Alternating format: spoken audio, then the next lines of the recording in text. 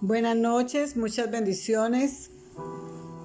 ¿Cómo están? Espero que se encuentren bendecidos. Liliana Velandia, bendecida noche.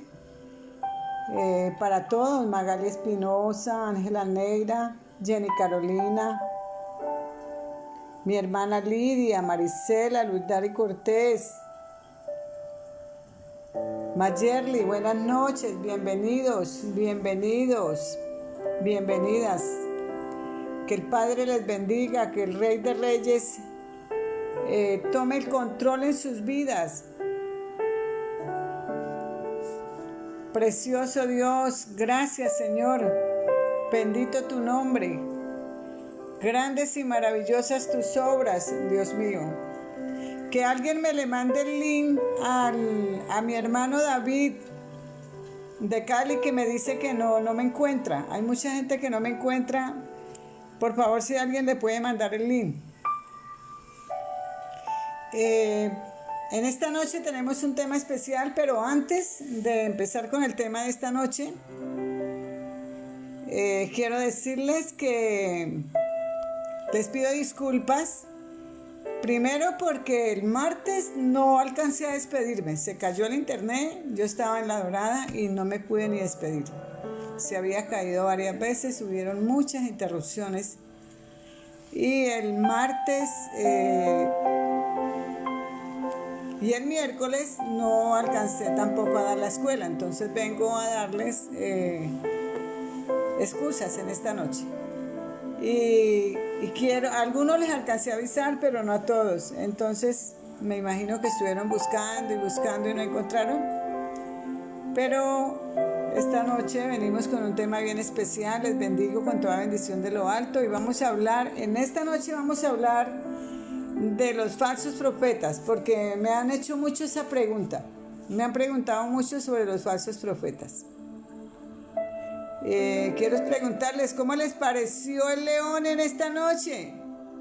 Jehová Nisi, el Señor es mi estandarte. Jehová Nisi, el Señor es mi bandera. Oh, gloria a Dios, aleluya. Poderoso esa imagen de ese león. Todas las noches vamos a tener una imagen diferente. El Señor me proveyó para colocar una imagen diferente cada noche. De pronto voy a tenerlas que repetir porque no hay suficientes. Bienvenida, mi hermana Lina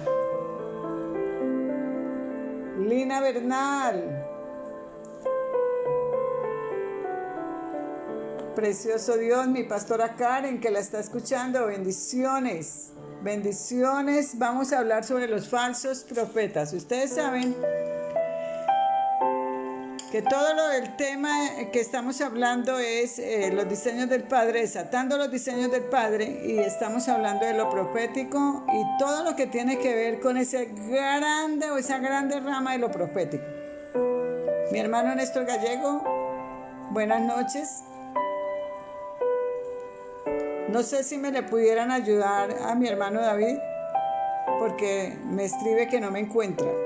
Bueno, entonces vamos a mirar Deuteronomio 18, 21, 22 y ustedes van a estar tomando nota de estas citas bíblicas. Y si dijeres en tu corazón, ¿cómo conoceremos la palabra que Jehová no ha hablado? Estoy hablando de la palabra que Jehová no ha hablado, o sea, de la palabra que no viene de parte del Señor. Yo sé que hay muchísima palabra que están dando, y quizás palabra que no ha salido del corazón de Dios, sino que está en el corazón del hombre. Palabra de hombre. ¿Cómo conoceremos? ¿Cómo sabremos que no es Dios el que está hablando? Si el profeta hablara en nombre de Jehová y no se cumpliera lo que dijo, ni aconteciere, es palabra que Jehová no ha hablado. Con presunción la habló el tal profeta. No tengas temor de él, porque es presumido. Está presumiendo. Dios no ha hablado. Eso está en Deuteronomio 18, 21, 22. Deuteronomio 18, 20 dice, habrá la posibilidad que existía en Israel de la presencia de falsos profetas. De hecho, existía en Israel, lamentablemente, los hay hoy en día, también encubiertos dentro de la iglesia, con disfraces de profetas genuinos, pero resulta que no, que son falsos profetas. Los mismos profetas verdaderos aluden a los profetas con calificativos muy fuertes. Para ellos son necios, fanfarrones, hombres traicioneros, ebrios, etc. Oseas 9, del 7 al 9, aquí hay varias citas bíblicas, ¿no?, que están hablando de falsos profetas. Entonces tomen estas citas bíblicas. Aquí no tenemos tiempo de estudiar todas esas citas bíblicas, pues precisamente por eso, porque no hay tiempo, pero yo se las voy a dar para que ustedes se documenten, para que ustedes estudien, para que ustedes miren la fuente. Oseas 9 del 7 al 9, Isaías 28, 7, Miqueas 3, 5, del 5 al 11, Sofonías 3, verso 4, capítulo 3, verso 4. Y recuerden que estuvimos hablando de los profetas menores y también hablamos de los profetas mayores, pero hablamos muy corto, un tiempo muy cortico o cosas muy por encima. Por eso en el transcurso de todo lo profético y de toda la escuela vamos a estar hablando de profetas menores y de profetas mayores, para que pues profundicemos un poquito más. Los profetas verdaderos levantaban su voz fuertemente contra los falsos, pues constituía un gran peligro para el pueblo. Ellos con el engaño los desviaban del camino recto, según lo dice Jeremías 6, verso 13, luego se salta al 23, a Jeremías 23, 11. ¿Cuál es la finalidad del falso profeta? Desviar. La finalidad del falso profeta es desviar a la persona del camino del Señor y meterlo por un camino de engaño, trastornar los caminos de Dios. El propósito de la denuncia de los profetas del Señor era descalificar el mensaje del profeta falso y exhibirlo como una mentira, según Jeremías 23, 21 y Ezequiel 13, del 3 al 10. Los profetas verdaderos, como voceros de Dios, hablaron en su nombre para desautorizar un mensaje que nunca tuvo fuente divina, sino que su fuente era humana.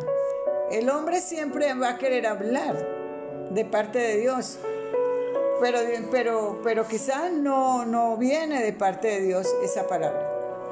Ustedes, ¿qué me quiere decir ahí? ¿Qué describe a un profeta falso? ¿Cómo sabemos o por qué? No sé cómo explicar, no sé cómo preguntarles. ¿Cuál es la diferencia? Bueno, así para no confundirlo. ¿Cuál es la diferencia del profeta falso al profeta genuino? ¿Cuál es la diferencia? ¿Para qué está puesto? Yo acabé de decirle que para trastornar, pero también hay otras características. Los profetas verdaderos voceros de Dios. Pero los profetas mentirosos, engañadores, que no vienen de parte de Dios, voceros de las tinieblas y voceros del enemigo. Aquí más adelante vamos a saber la pregunta. Si no la han respondido, vamos a saber la pregunta. Hoy en día muchos hablan el nombre del Señor sin temor, sin ser autorizados por Él. Al surgir los profetas genuinos en la iglesia, esto se acabará. Y esto no es un problema de ahora. Siempre desde que existen los profetas genuinos, existen los falsos. Así como hay un billete genuino, también falsifican el otro. Mire que no hay un billete falso de 200,000, porque no existe el billete verdadero. Para ver algo falso tiene que haber algo genuino. Yo espero que me estén entendiendo. Para poder ubicar a unos profetas como verdaderos o falsos, es necesario determinar la base sobre la cual mediremos a unos y a otros. Esta base es la palabra de Dios. Un genuino profeta de Dios debe conocer la palabra, debe saber la palabra de Dios. Un profeta genuino debe hablar por medio de la palabra. No puede buscar palabras rebuscadas y no puede inventarse cosas que Dios no ha dicho. La falsedad de un profeta estaba y está dependiendo del punto de vista que tenga con respecto a las escrituras. El profeta no puede nunca desviarse de las escrituras, nunca puede inventarse algo que no esté escrito. Si un profeta habla cosas que no dependen de la palabra del Señor, ese profeta es falso. Siempre tiene que ir conectado a las escrituras. Es necesario manifestar que la profecía verdadera y sus profetas fueron primero que lo falso, siendo entonces la aparición de los falsos profetas un deterioro, corrupción y desviación de la profecía de Dios y sus profetas. El diablo siempre va a querer distorsionar. Satanás siempre va a querer distorsionar. Él viene a distorsionar, a engañar y a sacar del plan y del propósito de Dios. Una falsa profecía es algo muy peligroso. Un falso profeta dentro de la iglesia del Señor es algo peligrosísimo, porque es un enviado de las tinieblas, es un enviado del enemigo. También pueden haber profetas verdaderos que no han sido tratados en su carácter, también son peligrosos porque dañan, porque maltratan, porque lastiman. Cuando yo inicié el profetismo, hablaba muy fuerte por eso, hablaba fuertísimo por eso, pero tuve que arrodillarme y pedirle al Señor que me enseñara. Que me enseñara cómo era esto, porque la palabra profética y los profetas no están para dañar a la iglesia, sino para guiarlos. Aunque el que guía es el Espíritu Santo, no son los profetas, pero el Espíritu de Dios puede en un momento dado usar a un profeta para dar una palabra muy específica, en algo muy especial. Muchos falsos profetas surgieron de la influencia y presión del paganismo ocultista de los cananeos y se introdujo en Israel bajo el amparo de sus gobernantes apóstatas. Otros falsos profetas surgieron de aparentes experiencias extraordinarias donde traían mensajes supuestamente de Dios, rechazados por los hombres de Dios. Casi siempre cuando hay profetas falsos, tienen que estar los profetas verdaderos a su alrededor. La profecía es el único don que tiene que ser juzgado. Por eso la persona que tiene una palabra profética tiene que buscar una autoridad profética dentro del cuerpo de Cristo y decirle la palabra que ha recibido, para saber. El profeta maduro sabrá de parte de Dios si esto viene de Dios o no viene de Dios. Así es de que necesitamos ser sujetos, necesitamos ser maduros, necesitamos ser responsables para no resultar diciendo locuras. Otros surgieron de anhelos humanos, de posición, de reputación, por lo que hablaban mentiras para acomodarlas al pecado del liderazgo, el cual sin temor alguno lo aceptaba. Desde los inicios de la iglesia primitiva, todos estos problemas, ellos tuvieron todos estos problemas. La existencia de falsos profetas se dio básicamente por la perversidad del corazón humano y la rebeldía de los mismos, según dice el profeta Jeremías 9:14. Él narra esto, él da la explicación de esto.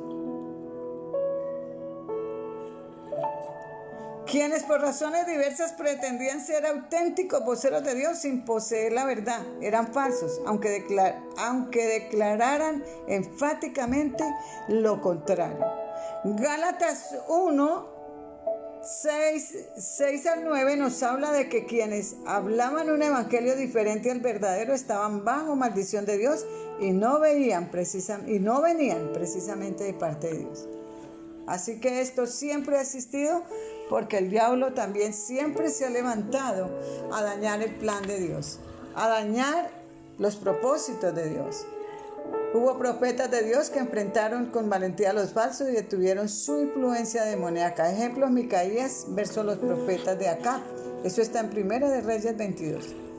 El profeta demuestra la veracidad de su llamado derrotando a los falsos profetas de Acab. Este mensaje muestra que habían profetas falsos, a quienes un espíritu de mentira les inspiraba y que profetizaban acomodaticiamente para el rey pecador. La historia testifica de la integridad y tenacidad de un profeta santo por mantener en alto la palabra de Dios, aunque tuviese él solo que enfrentar la situación.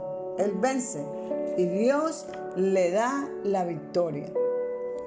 Todo esto tiene que ver, y todo esto ha pasado y sigue pasando actualmente. Mucha gente le tiene miedo, le tiene terror a los profetas, porque hay profetas que solamente declaran muerte y destrucción. Hay iglesias donde hablan al oído y solamente declaran muerte y destrucción o el número de la lotería. Dios no manda a los profetas para eso. Así es de que usted tiene que ser un conocedor de la palabra, de la doctrina sana del Señor. Vamos a mirar dos tipos de profetas falsos. Hubo en Israel dos tipos de profetas falsos y los hay actualmente también. Primero, los que no siendo profetas ni fueron llamados profetas de parte de Dios, ni ellos reclamaron para sí este reconocimiento. Ejemplo, vamos a mirar unas citas bíblicas de esos ejemplos. En Deuteronomios 13, del 1 al 3, habla de ellos. Si se levanta algún profeta en medio de ti, vas a tomar esa cita bíblica y la vas a leer completa en su casa. Jeremías 23:13 dice: nos presenta profetas que servían a otros dioses, entre ellos los profetas de Baal. Ustedes saben que Baal era un principado y habían esos profetas enviados por ese principado. Primera de Reyes 18 y Segunda de Reyes 10 eran profetas de otras ciudades y quizás eran los menos peligrosos, aunque siempre nocivos a la obra de Dios. Siempre ellos vienen a hacer daño a la obra del Señor. Ellos vienen a dañar, a distorsionar la verdadera palabra del Señor. Los otros profetas falsos eran quienes decían servir a Jehová, el mismo Dios de los profetas verdaderos. Ellos influían mucho en Israel y confundían más al pueblo. Eran desde luego mucho más peligrosos. Lo primero son los que no fueron llamados por Dios. Y los segundos, los otros profetas falsos eran quienes decían servir a Jehová. O sea, eran mentirosos y engañadores. Decían que iban de parte de Dios y Dios no los había enviado y Dios no les había dicho nada. Lo primero que diferenciaban a los profetas verdaderos de los falsos era que los verdaderos recibían el mensaje directo de Dios. Oye pues, ¿cuál es la diferencia de un verdadero a un falso? Que el verdadero es enviado por el Señor y que el falso, aunque esté diciendo la verdad, es enviado por el otro. Hay profetas falsos que saben las cosas porque tienen un espíritu inmundo de adivinación que les dice las cosas.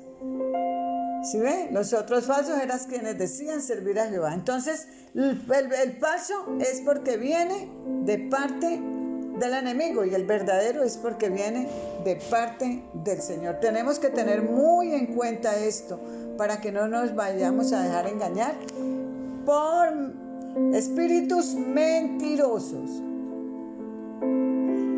Vamos a ver, Ezequiel 22:28 describe esto. Así Dios les daba su autoridad y garantía con señales claras de su autenticidad. Dios siempre respaldará a la persona que envió. Dios siempre le dará la victoria a la persona que envió. Los profetas de Dios tenían un llamamiento especial y divino, mas los falsos no.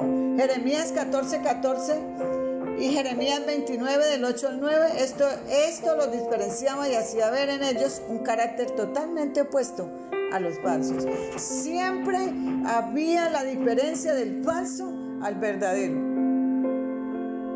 Vamos a mirar aquí uso marcado de la adivinación. El falso siempre se va a mover por medio de un espíritu de adivinación, porque al no hablarle Dios, entonces le está hablando el enemigo. Deuteronomio 18, 9 al 14 menciona que Dios prohibía a sus profetas el ocultismo. Hubo falsos profetas que usaron el método prohibido. Jeremías 14, 14, Ezequiel 12 al 24 y Miqueas 3, 7. La mayoría de ellos está hablando de los que se movían, que no era Dios, y los verdaderos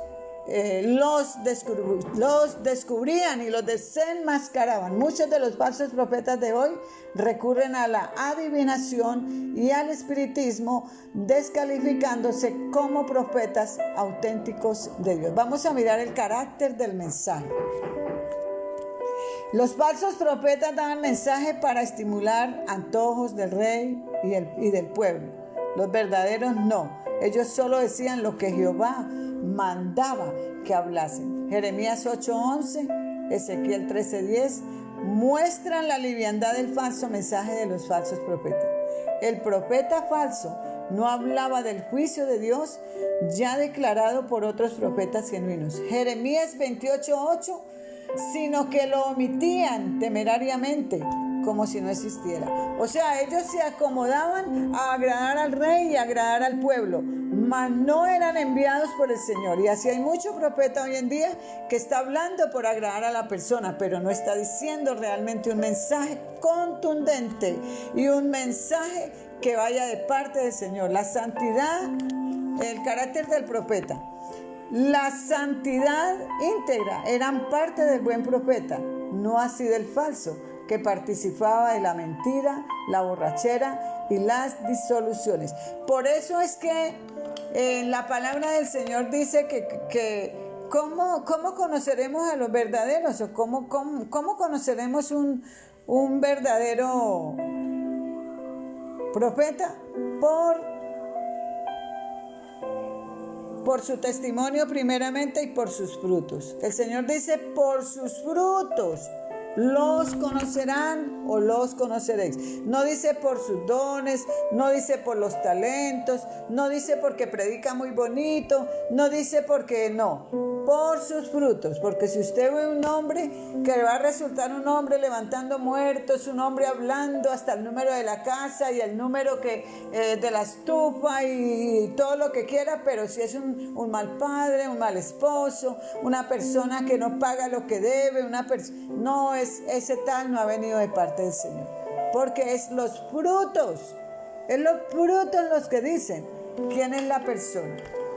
Vamos a mirar la capacidad y disposición del profeta para afrontar dificultades por el mensaje, porque muchas veces el Señor envía un mensaje difícil y a veces uno no quiere dar ese mensaje difícil, porque aparte de que el mensaje es difícil, a la persona que el Señor dice que le llevemos el mensaje a veces es todavía más difícil. A mí me han tocado esas personas difíciles y a uno tiene que orarle mucho al Señor, porque a veces uno no quiere decir esa palabra, porque la palabra viene como exhortación. El profeta verdadero mostraba en su negación la sinceridad y el grado de compromiso con Dios. Los falsos profetas gustaban la vida cómoda y adecuaban para ellos su mensaje, según lo dice Primera de Reyes 22, 27. Esta cita bíblica muestra la disposición de Miqueas de soportarlo todo. Jeremías fue un ejemplo en esto, siendo impopular por su mensaje. Estaba dispuesto a sobrellevar las consecuencias. Jeremías 38, el profeta falso difícilmente estaba dispuesto a afrontar serias dificultades por el mensaje. A veces hay cosas muy difíciles de decir y el Señor envía a decirlas. La armonía del mensaje. El mensaje del varón de Dios estaba en armonía con la ley divina y los mensajes proclamados por sus profetas. El sacerdocio había enseñado la ley y ese conocimiento ayudaría al pueblo a discernir la veracidad del mensaje profético. El falso profeta en la mayoría de los casos desviaba al pueblo de la ley de Dios y del mensaje de los profetas anteriores. Jeremías 26 del 17 al 19 presenta la armonía existente en el mensaje de los profetas de Dios, no importando la diferencia de tiempo o lugar donde profetizaron. El cumplimiento de la profecía. Deuteronomio 18, 21 al 22 dice que era necesario que la predicción se cumpliese para salvar al profeta positivamente. A veces esperaban ellos, en la antigüedad esperaban si se cumplía la palabra que ellos estaban hablando, y si no se cumplía en un tiempo determinado, apedreaban al profeta y lo llamaban falso profeta. Jeremías 28 del 2 al 4 presenta el conflicto de los profetas en esta área, uno falso y el otro verdadero, prevaleciendo el cumplimiento de lo dicho por el varón de Dios. Los profetas falsos siempre estaban errando en lo concerniente al cumplimiento de sus mensajes predictivos. Los milagros, señales de autoridad del profeta. Los milagros eran garantía de un llamado y envío divino. Moisés es el prototipo de profeta con sus señales. ¿Recuerdan que el ministerio de Moisés era profeta? Fue el primer profeta. Imagínense que es el primer profeta que describe la palabra. Es el prototipo del profeta con sus señales. Él logró señales poderosas. Josué le siguió bajo la misma evidencia. Primera de Samuel 2:16. Desató lluvia en la sequía como señal de su ministerio. Elías y Eliseo dieron evidencias de su llamado con milagros gloriosos. Satanás trató y tratará de imitar esta manifestación, confundiendo al pueblo con sus engaños. Marcos 13:22 y segunda de Tesalonicenses 2, verso 9, hablan de las señales de los falsos profetas que serán hechas por ellos para engañar a las naciones. Las señales por sí solas no garantizan que el profeta sea genuino. No son las señales la evidencia. Oh Dios mío, los diablos, el enemigo, Satanás, también en un momento determinado hará milagros para engañar y para confundir.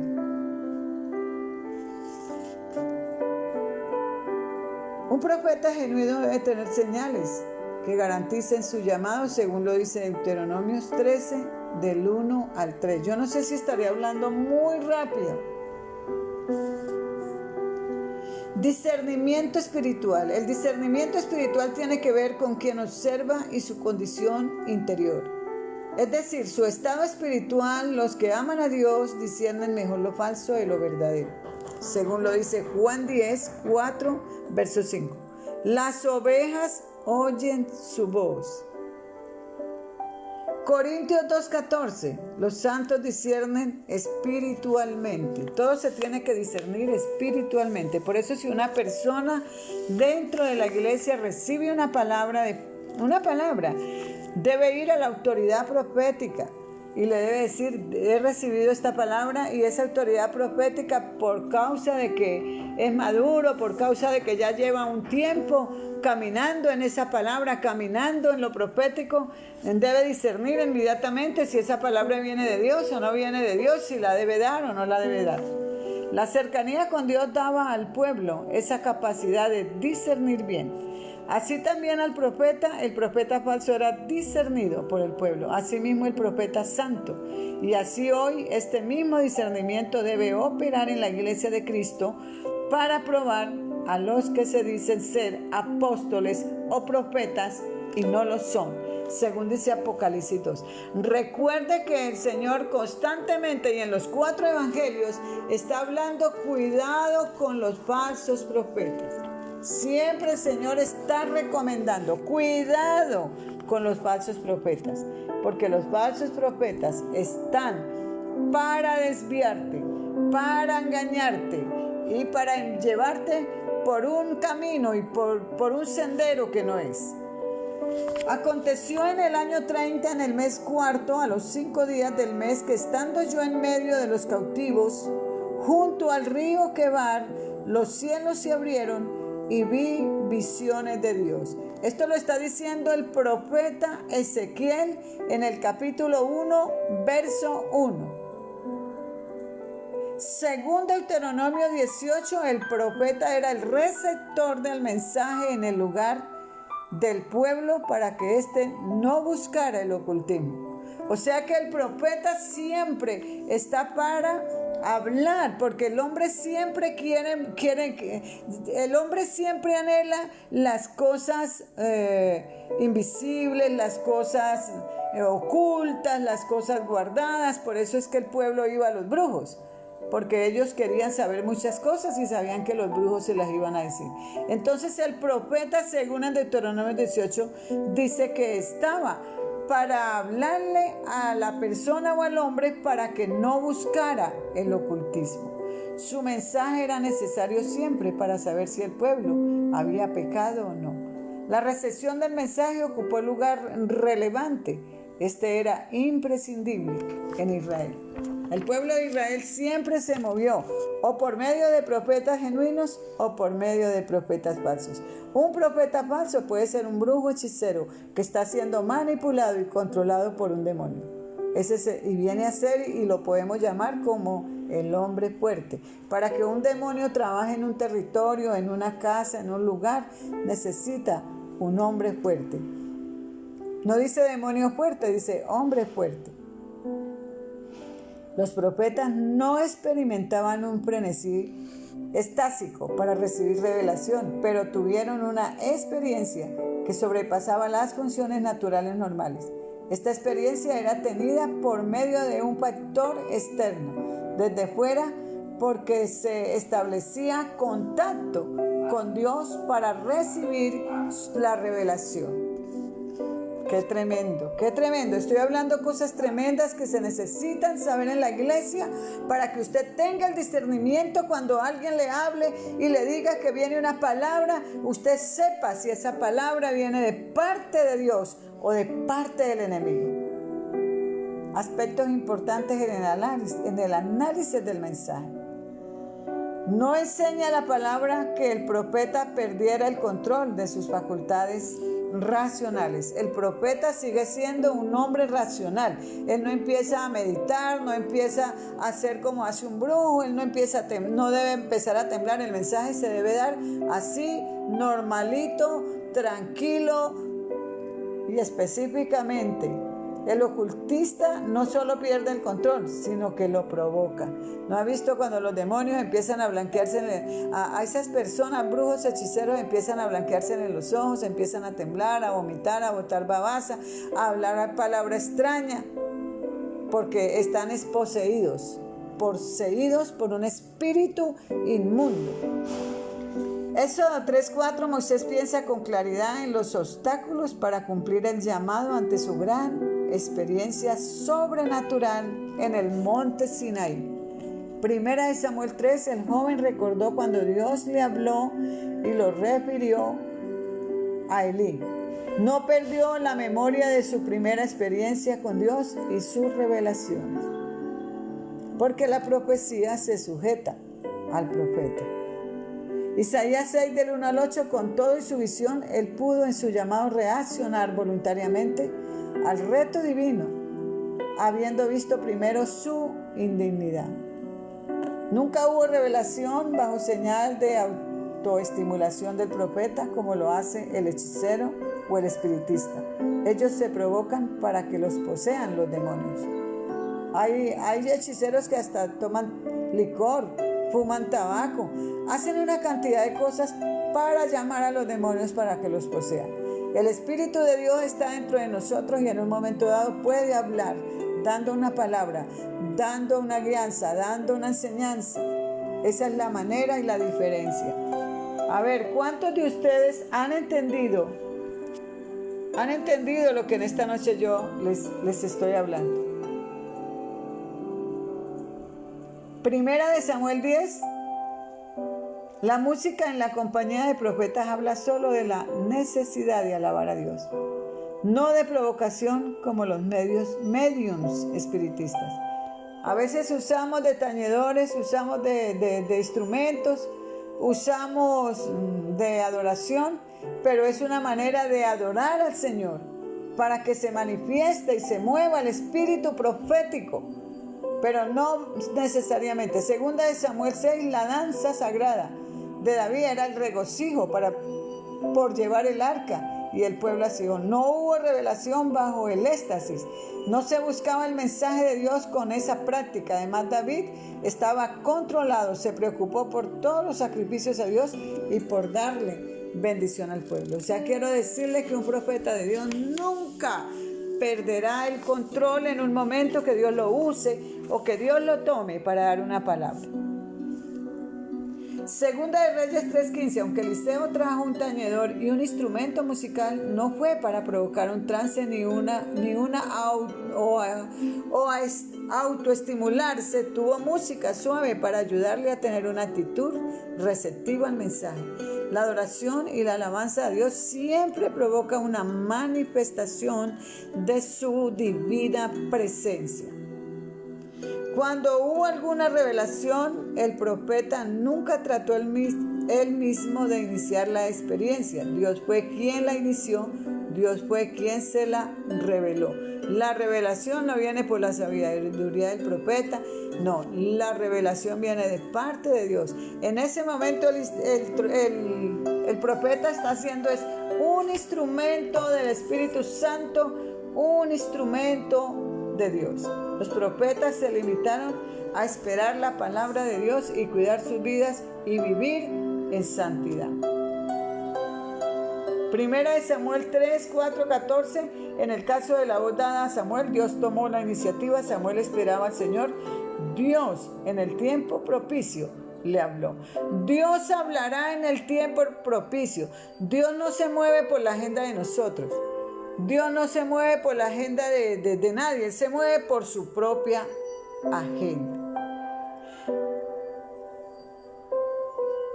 Los profetas oraban para que Dios diera a conocer su voluntad, pero esperaban la voz de Dios. El profeta nunca se puede mover por su propia voluntad. El profeta tiene que moverse guiado por el Espíritu Santo. Solo ora y espera la voluntad de Dios en sus vidas. Primera de Reyes 13, 1 y 2 y Segunda de Reyes 23, 16 son ejemplos de información recibida sobrenaturalmente. Nosotros como hombres y mujeres de Dios podemos recibir mensajes de parte del Señor de una manera sobrenatural. Isaías predijo el reino de Ciro, rey de Persia, 150 años antes, citando su nombre. ¡Qué tremendo! Cómo eran usados tan extraordinariamente, que aún dieron los nombres, aún dieron las fechas, 150, 200 años atrás.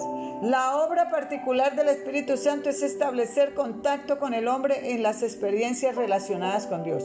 El Espíritu Santo siempre ha llevado esta obra de gracia. Según Segunda de Pedro 1:21, los profetas eran inspirados por el Espíritu Santo. La palabra inspirado se traducirá llevados por el uso del griego, pero que significaba llevar. Los profetas eran llevados por el Espíritu Santo a fluir y así venía la palabra profética de parte de Dios. El término llevado nos enseña algo: el clima apropiado para la revelación que el Señor en un momento dado entrega. Aquí el varón debía tomar una actitud receptiva, una mente y corazón dispuestos para una experiencia elevada e importante, según dice Segunda de Reyes 3, 9 al 15. Daniel 10, 2, verso 6, Apocalipsis 1, 10 al 16 muestran que los profetas tenían una actitud correcta. ¿Qué es lo que dice? Que la profecía es el testimonio de Jesús. Lo dice en Apocalipsis, ¿cierto? 19:10 dice que la profecía es el testimonio de Jesús. O sea que la profecía es lo que debe movernos. En la iglesia se debe mover la palabra profética, se debe mover la profecía, pero la profecía dada directamente por el Señor y no una profecía de la mente, no una profecía humana, que en vez de edificar, vendrá es a dañar y a destruir.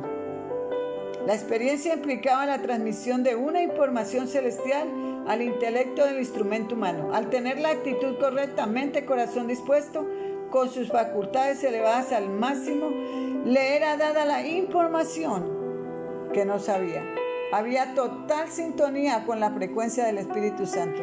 Así recibía el mensaje de Dios. El profeta es como yo tengo una palabra que en este momento como un radar. El profeta es como un radar que está atento a recibir la palabra de Dios. Vamos en la que son las 10:10, pero por causa de que no hubo clase, no sé si estarán de acuerdo, que por causa de que no dimos la clase el miércoles, entonces dar como un cuartico de hora más de clase. Irnos siquiera hasta las 10:25, diría yo. Yo igual voy a seguir dando el tema y los que puedan quedarse se quedan y pues los que ya no pueden pues lo mirarán en otra oportunidad. ¿Cómo llegaba la información al profeta? ¿Cómo llegaba el mensaje? Por voz audible, Éxodo 3:4. Anoten por favor. ¿Cómo llegaba el mensaje? Por voz audible. Todavía el Señor está hablando de esa manera, ¿no? Todavía está el Señor hablando de esa forma. Por simple inserción en la mente humana, sin voz audible de los pensamientos de Dios. Al tener sus facultades elevadas, se percataría que Dios le hablaba y que era información directamente del Señor. Formas indirectas menos frecuentes son sueños y visiones y teofanías. Menos frecuentes ahora, porque siempre, si ustedes miran en el Antiguo Testamento, la manera de Dios hablar era por sueños. Miren que José, Dios le hablaba y lo guiaba y lo direccionaba, era por sueños. Todavía Dios trabaja de esa manera porque Dios es Dios y Él es el mismo de ayer, de hoy, por los siglos de los siglos. La revelación por sus sueños hallaba al profeta en un estado pasivo e inconsciente. La realidad de lo soñado estaba envuelto en imágenes incorpóreas. La teofanía hallaba al profeta activo y consciente y la revelación venía visible y corpórea. Entre sueños y teofanías estaban las visiones. El profeta estaba activo y consciente, pero lo visualizado venía en imágenes incorpóreas. Yo no sé cuántos de ustedes han recibido mensajes en visiones. Usted dice, tuve en un momento dado una visión, vi algo. O muchos que han tenido sueños, a mí me han llamado para decirme, profeta, tuve este sueño, y cuando a uno le cuentan el sueño, uno se da cuenta que realmente son sueños proféticos de Dios. Los sueños se daban a personas de poco o nulo discernimiento. Faraón, Nabucodonosor. Acuérdese que estos eran los paganos, los reyes del paganismo.